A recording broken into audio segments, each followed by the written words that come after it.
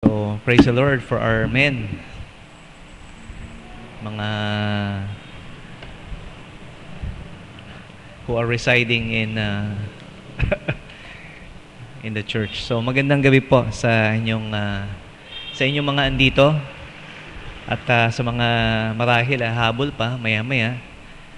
So, I think did we not say that we start mga 6 o'clock? So we've adjusted it para at least meron tayong time para sa ating Easter cantata practice mamaya. Sige po. So this month, we're emphasizing evangelism, and of course evangelism has something to do with the gospel. Ang main purpose ng good news, the gospel of Jesus Christ, is salvation of those that are lost. So nung nakaraang linggo po, of course sa umaga ay pinag-uusapan po natin yung characteristic of the way or the gospel of salvation. So that is more or less objective po, titingnan po natin yung message that we give to people. So tonight is a bit more subjective because ito po ay nakapokus po sa tumatanggap.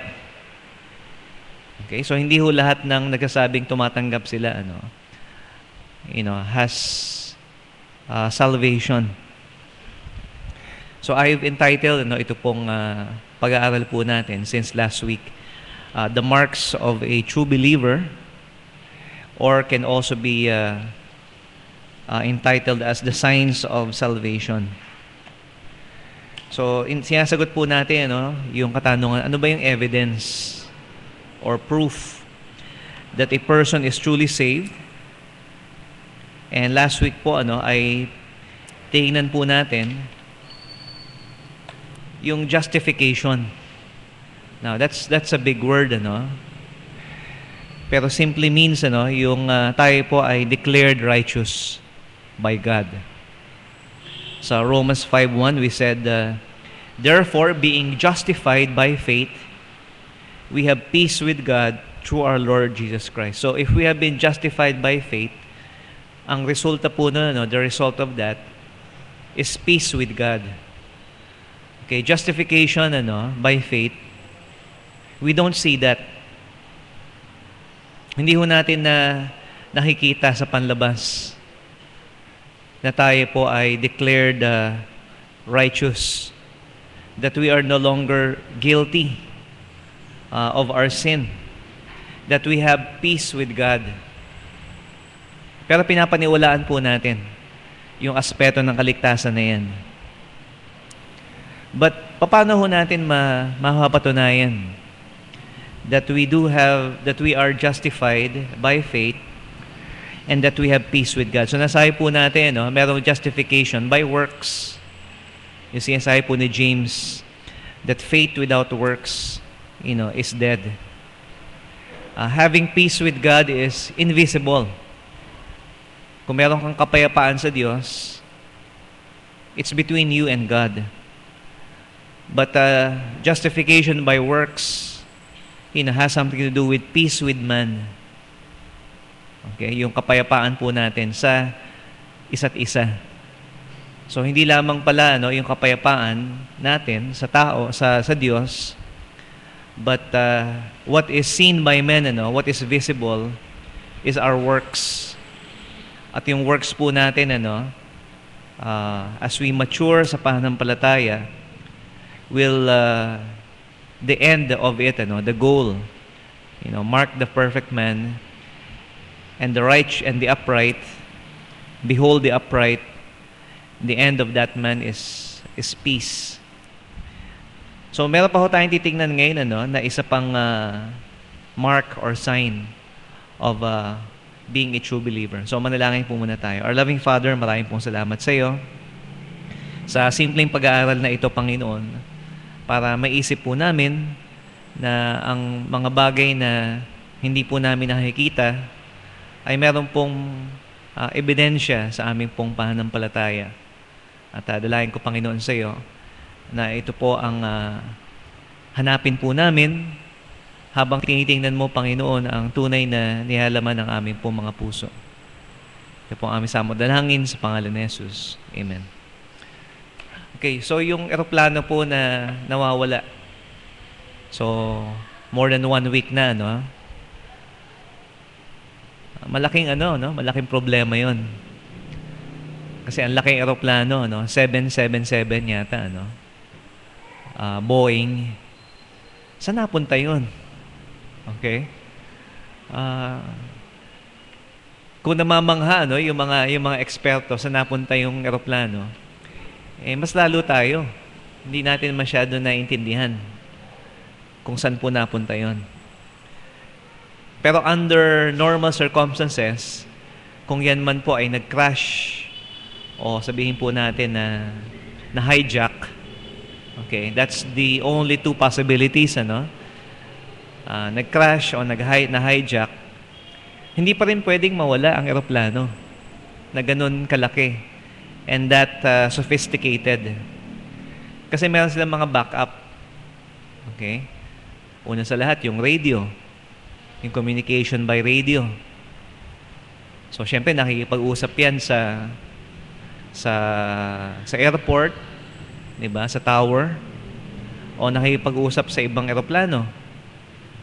Okay? Pero kung mawala yung radio communication, meron pa palang ibang mga backup sila. Like, of course, may GPS. Okay? So, mapipinpoint, kung nasaan sila nandoon. Kahit hindi sila magsalita. There's also satellite.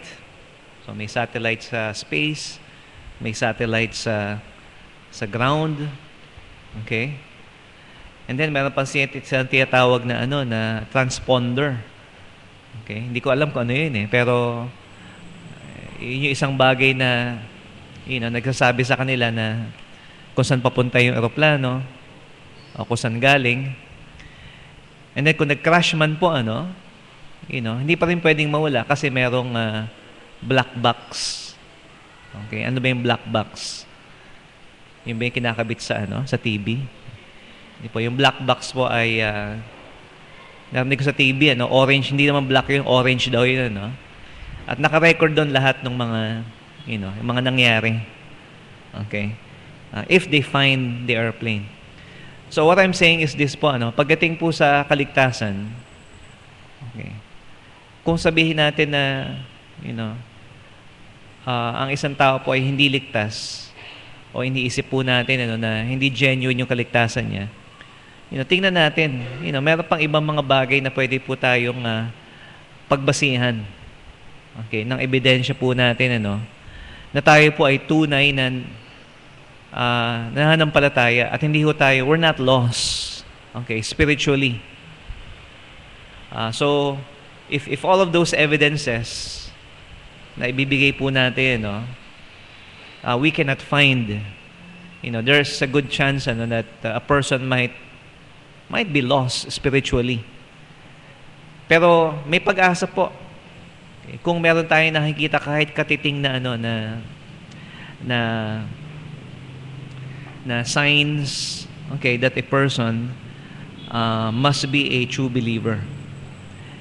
At ito po yung binabase po natin una sa lahat sa mga bagay na some spiritual realities. Mga bagay na hindi po natin nakikita. And if we said justification is the basis for having peace with God, so tingnan po natin ngayon yung regeneration. Okay? Justification by faith, but now regeneration. It simply means being born again.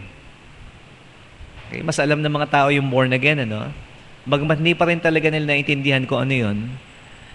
But regeneration, it means the infusion of life from God. So ang Diyos po ang nagbigay ng spiritual na buhay sa isang tao para siya po ay tumugon sa pamamagitan ng pananampalataya. So why do we need regeneration? Why do we need to be born again? Because if you're not born again, you're not saved. Okay? Now that, pareho lang yung pastor Well, there's a hairline, of a difference. Okay?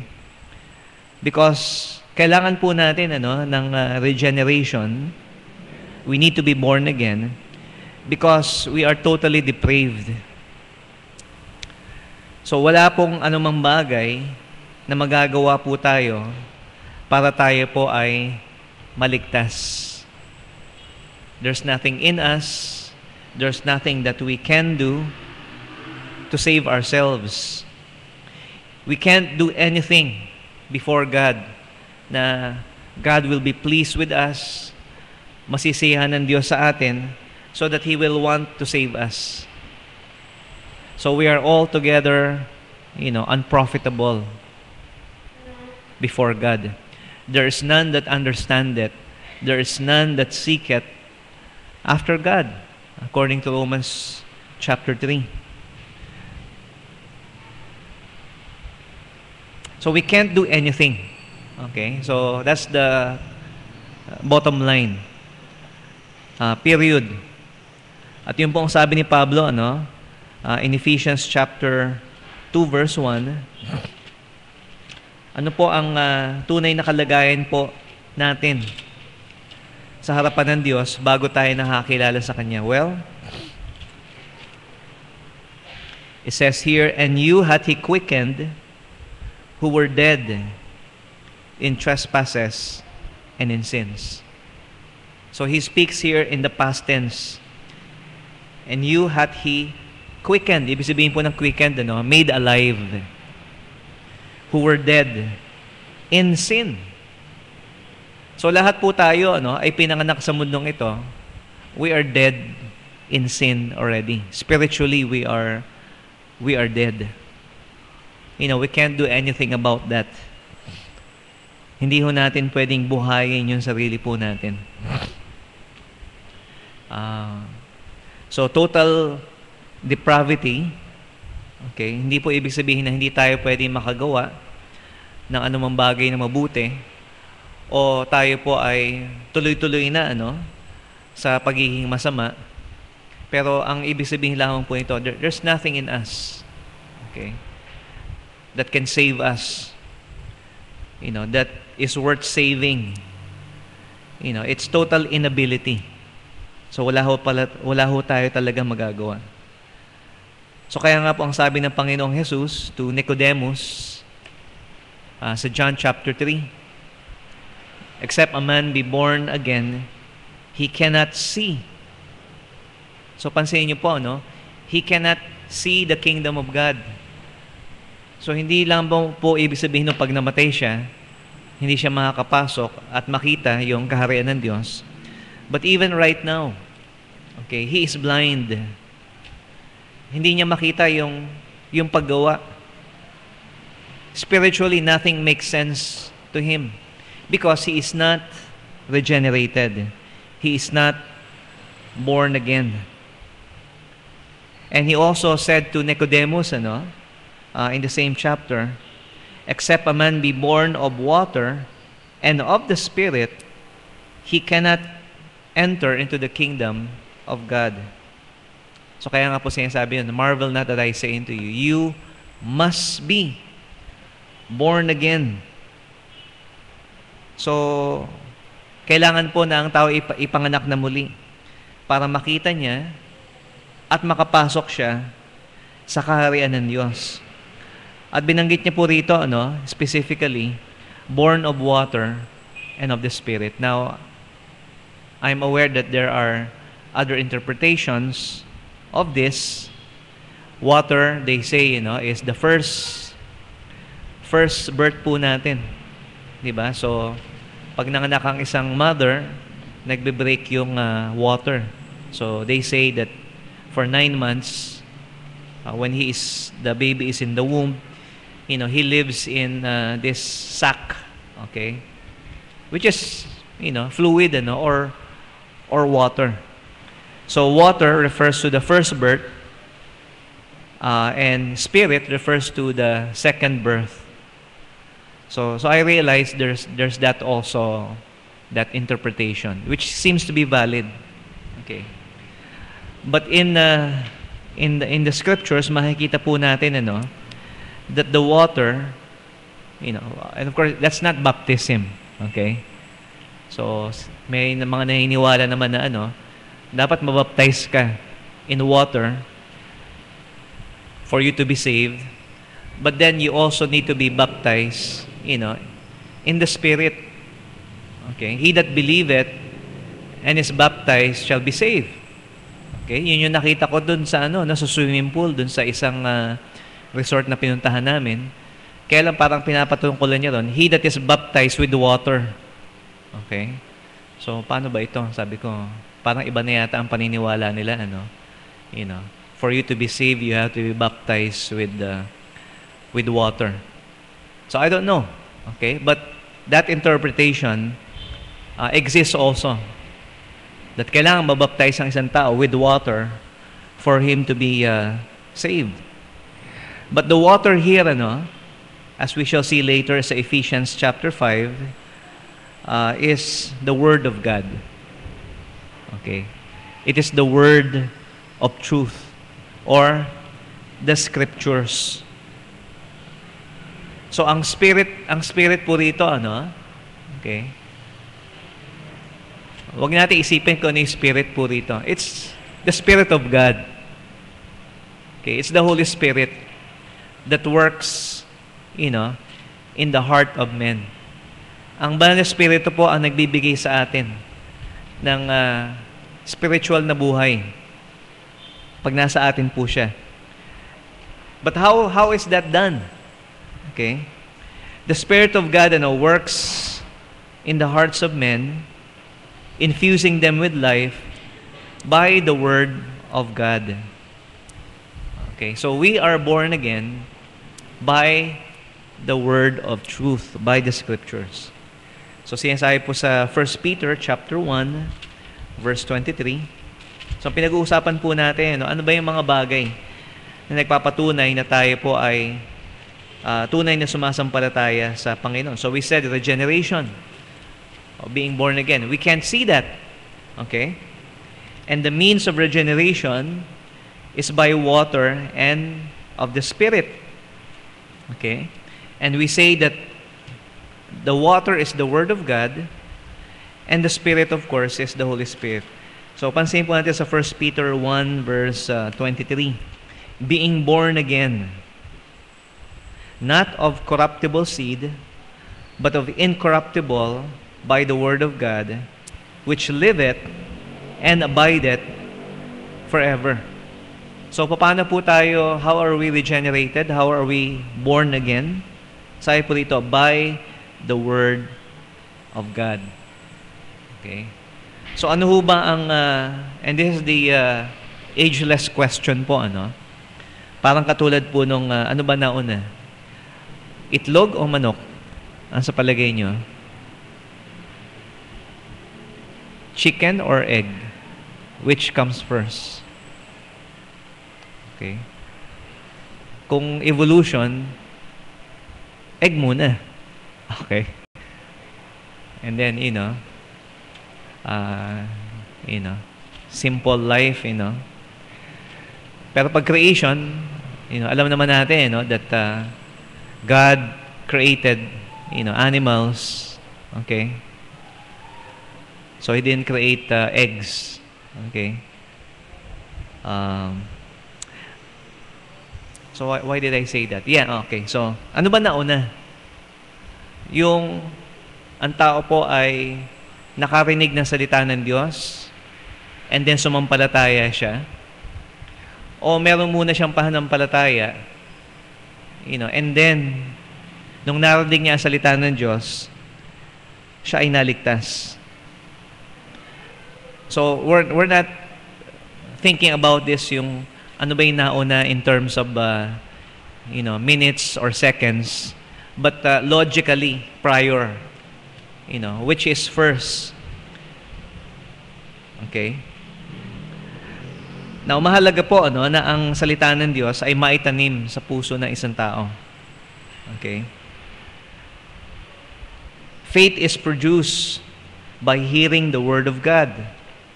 And we know that because Romans 10:17 says, faith comes by hearing, and hearing by the Word of God. Kaya lang, paano ho tatanggapin ng isang tao ang salita ng Diyos? If he's dead in sin. Okay? If he's unable, to receive it. Because ang isang tao po, kausapin mo yan, kahit anong gawin, he's not able to respond because he is dead. So ano po ang kailangan po dyan? Kailangan po dyan yung Holy Spirit. So without the Holy Spirit, okay, hindi ho magkakaroon ng pagtugon, okay, sa salita ng Diyos. The Lord Jesus Christ taught the parable of the sower. So alam po natin na meron pong talinhaga na tinuro ang Panginoon, at yung mga binhi, ito po ay tumutukoy po dun sa salita ng Diyos. The seeds is the Word of God. Pero hindi lahat ng nahasikan ng salita ng Diyos, di ba, nag-sprout, nag-take root. Hindi lahat nagbunga. Okay? So it's the same thing po, So pag ang salita po ng Diyos ay ay narinig ng tao, it doesn't necessarily mean that he will believe. Okay? Because once again, I say po we are dead still in trespasses and in sins. Hindi ho tayo maaring magkaroon ng pananampalataya dahil wala ho tayong kakayanan na sumampalataya sa Panginoon. Okay, so that's something po that we could infer from Ephesians chapter 2 verse 1, that we are dead in our sins. Ngunit mahalaga po mahalaga na kung tayo po yung isasampalataya sa Panginoon, it has to be by the Word of God. Okay? Hindi ho pwede ang isang tao po meron lang siyang pananampalataya without any object. The object of faith has to be always the Word of truth. Okay? So, though man will not receive truth unless he is regenerated by the Spirit of God, okay, pero hindi ho magkakaroon ng pananampalataya ang tao unless he has the Word of God. Okay? So makikita po natin, it works both ways. That ang mangyayari po ngayon, the evidence that you are truly born again or regenerated is that when you receive with faith, okay, the word of truth, yung salita po ng Diyos. So that's how we are born again. Yun po ang paraan kung paano po tayo pinapanganak na muli sa pamagitan ng salita ng Diyos, okay, and by the Spirit of God na nagbibigay sa atin ng pananampalataya, and then we receive the Word of God. So ang pananampalataya po hindi galing sa atin. Ito po ay galing sa Diyos, sa Kanyang Spirito, at sa pamagitan din ng salita ng Diyos. So all those things na sinabi ko po sa inyo, seems to be abstract and you can't really see them. Okay? Hindi natin nakikita yung effect na pag tinanggap ng isang tao yung salita ng Diyos, siya ay sumasampalataya. Okay? So ang titingnan po natin ngayon, what are the signs then that a person is truly regenerated? Well, it's simple. Okay? Ano ba yung attitude niya sa salita ng Diyos?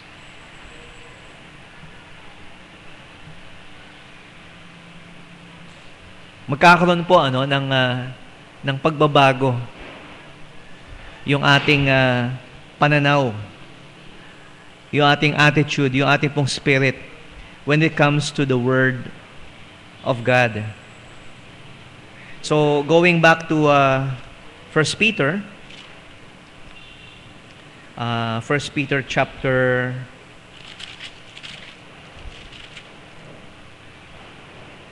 2. So, nakita po natin sa 1:23, we are born again, not of incorruptible, but by incorruptible seed, which is the Word of God, which lives and abides forever. Sabi sa chapter 2, verse 2, as newborn babes, desire the sincere milk of the Word, that ye may grow thereby. Okay? So, inassume na po rito, babes. Okay? Nagsimula po tayo as baby. So, ibig sabihin, pinanganak na muli. So, anong ebidensya po ng isang tao po ay pinanganak as newborn babes? Ayun. Kita ko si Kayla, nagdododo, habang nagpipreach ako. Hindi siya pwedeng mabuhay na walang gatas. So, kung tunay kang ipinanganak na muli, you will desire the Word of God, the sincere milk of the Word. Wala ako alam na baby na hindi umiinom ng gatas. Kahit nga matanda, nagagatas pa rin Okay? Kasi pagkain yun Milk is food. Whether it be cheese or yogurt, Pagkain po yan. At ang isang ebidensya po na tayo po ipinanganak, di ba? So gusto nating magsak. Okay? We desire the Word of God. Okay, so if you say that you are born again, do you have that desire for the sincere milk of the Word?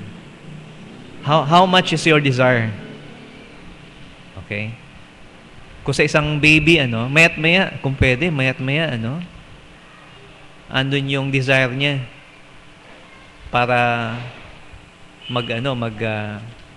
magdodo sa gatas. Okay? So dapat ganun din tayo.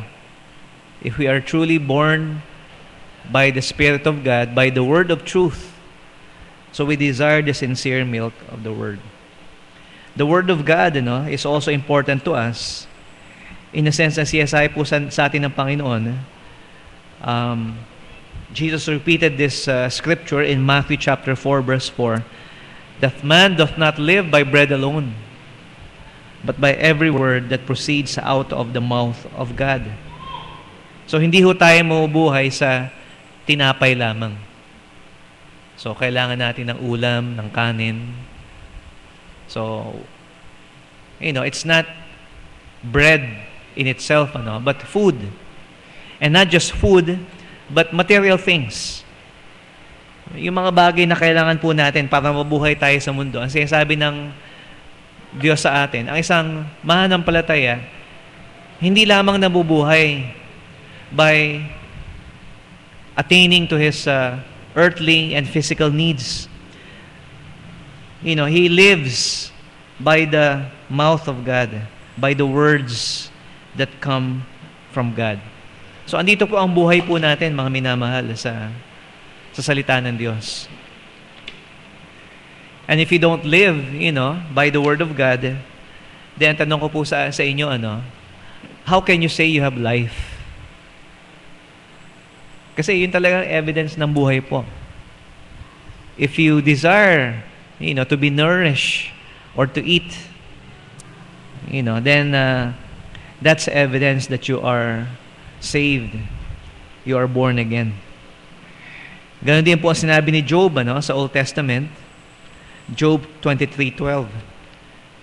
It's not only important for him like food. Sa Job 23:12 po,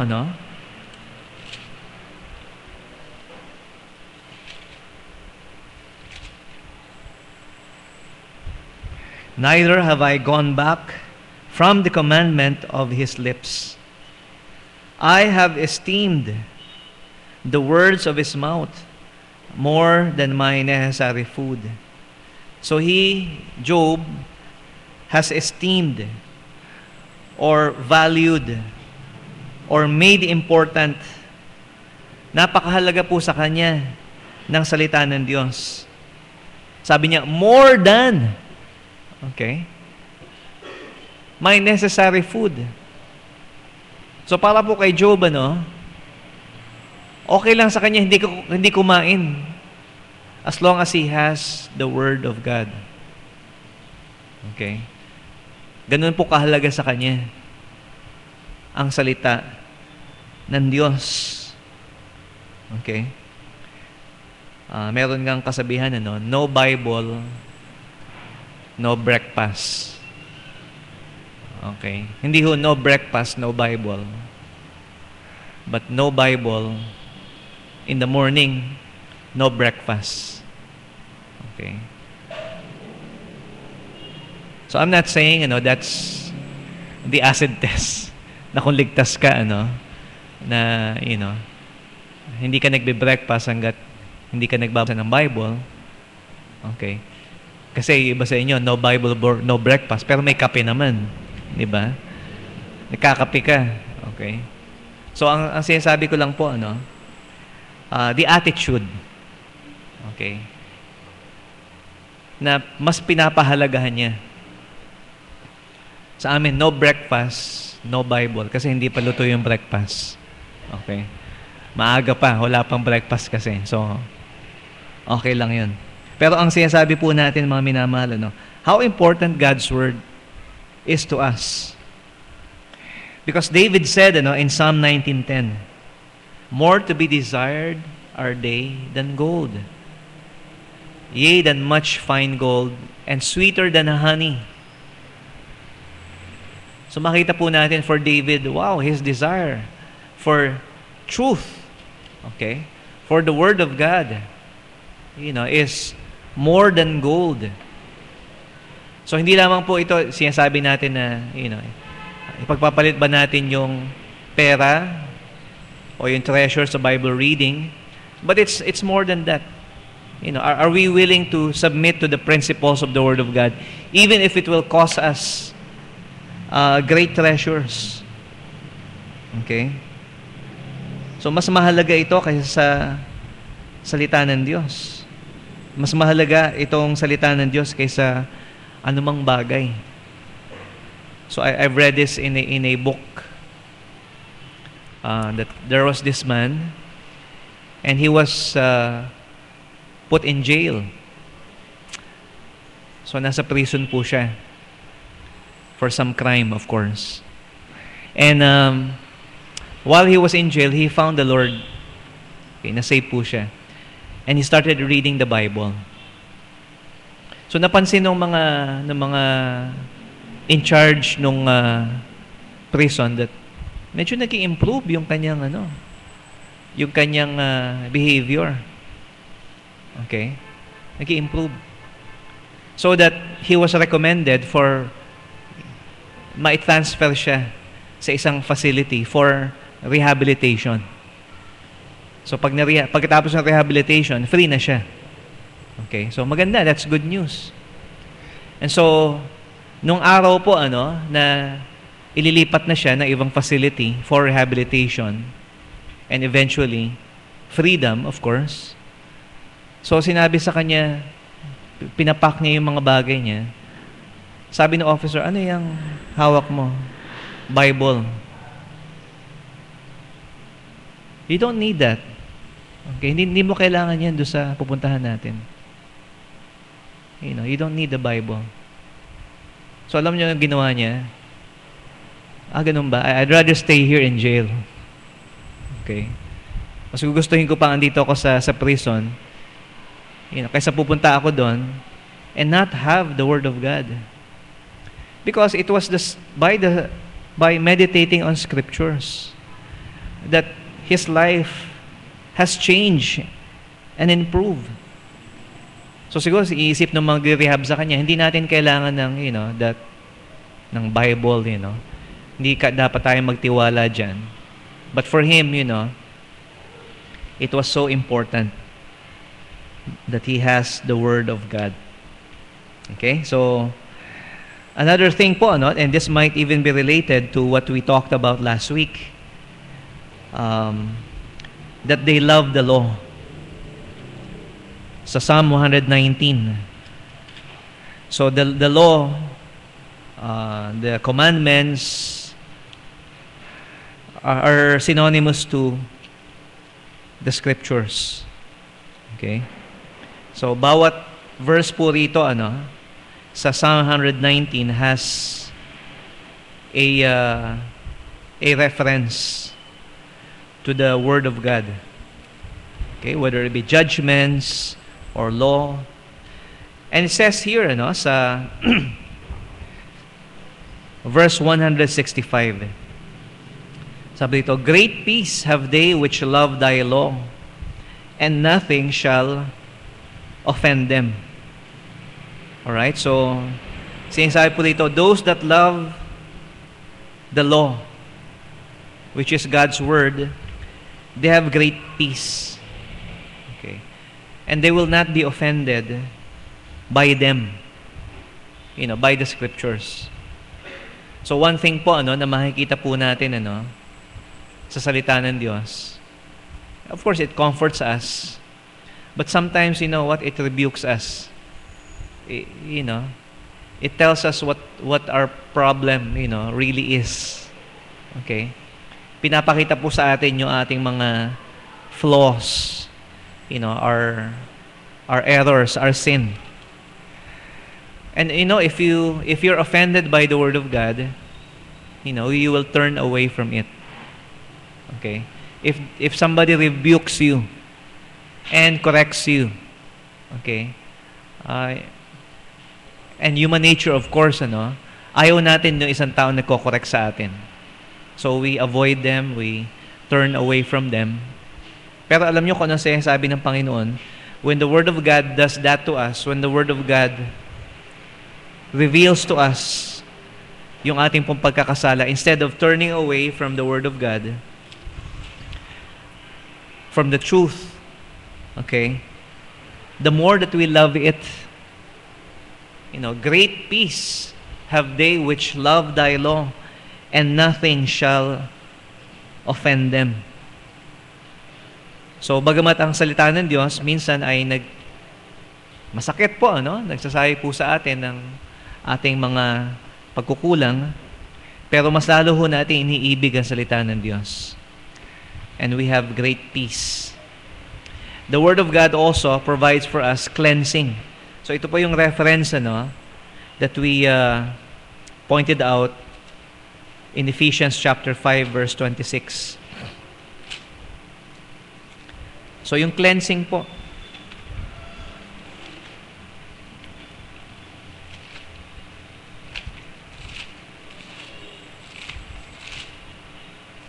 Ephesians chapter 5 verse 26 says that he might sanctify and cleanse it with the washing of the water by the word.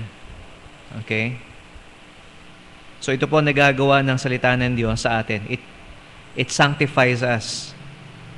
John 17 verse 17 says, sanctify them through thy truth. Thy word is truth. John chapter 15 verse 3 says, now you are clean through the word which I have spoken unto you. So it's very clear po, ang salita ng Diyos ay nakakapaglinis po sa atin. Okay? Yes, it corrects us, but by the Word of God, we are cleansed. It's like water. Okay? At alam naman po natin, that water is necessary for us.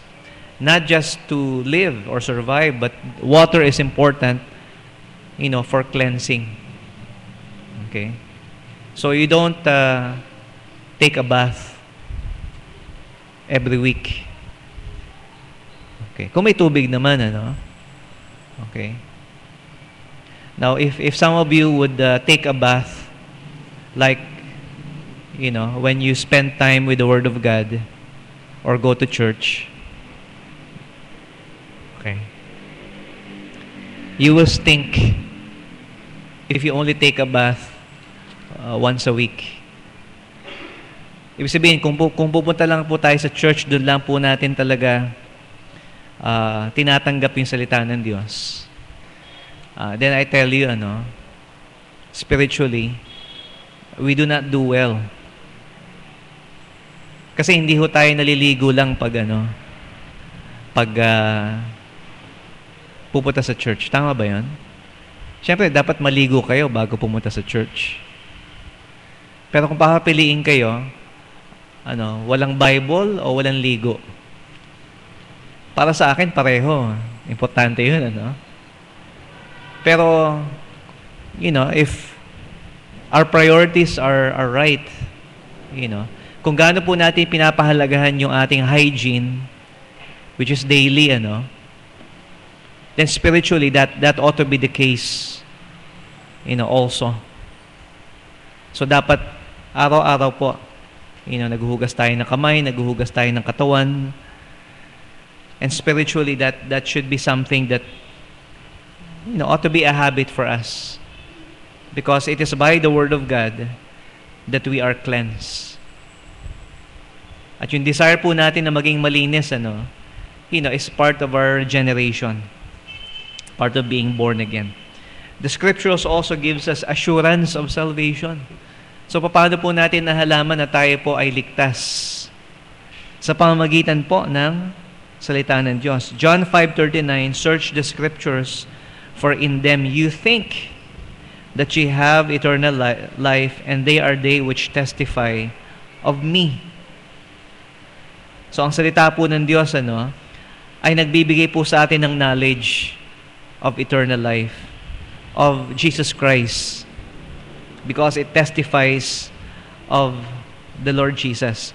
In 1 John 5:13, these things have I written unto you, that ye may believe on the Son of God, and that ye may know that you have eternal life. So, ano ho nagbibigay sa atin ng assurance of salvation? So, after we are born again, once again, it's the Bible, it's the Scriptures. So, it's not something that is subjective, yung feelings po natin. Okay, so this morning we talk about yung pagiging objective ng salita ng Diyos. So, paniwalaan po natin ang salita ng Diyos despite, our feelings. Pag humingi tayo ng tawad sa Panginoon sa ating mga kasalanan, at sinabi ng Panginoon Diyos, if we confess our sins, He is faithful and just to forgive us our sins and to cleanse us from all unrighteousness. And we say, Thy word is truth. Okay? Then despite iniisip mo na, parang feeling ko, guilty pa rin ako eh. Okay? Parang hindi ako ligtas. Okay? But you know what? If you have sincerely repented of your sin, and God said in His Word, I have pardoned you, I have forgiven you. Then despite what we feel, okay, pinatawad po tayo ng Panginoon. Okay, we are no longer guilty of our sin. The guilt might still be there. Okay? But that is subjective. So the more that we look upon the Word of God, the more that we see the reality na tayo po ay pinatawad na po ng Panginoon sa ating mga kasalanan. So the Word of truth gives life. Okay? Of course, with the Spirit of God. Sa pamagitan po ng salita ng Diyos, nabibigyan po tayo ng buhay. We are born again. Our life is sustained, because it is like our food. It is our treasure. It cleanses us. It gives us knowledge and assurance of eternal life. So, kailangan po natin ang salita ng Diyos. In fact, our life should be centered on the Word of God. So, hindi mo nakadepende dapat, yung feeding natin ng salita ng Diyos sa Sunday school teacher. Mahalaga, yung Sunday school teacher.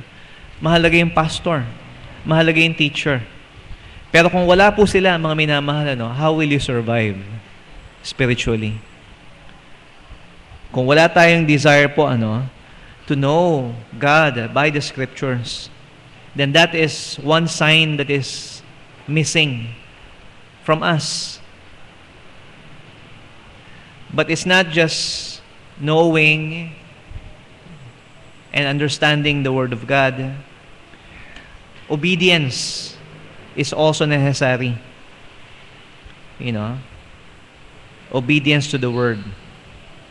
James 1:22 says, be doers of the Word and not hearers only. Why?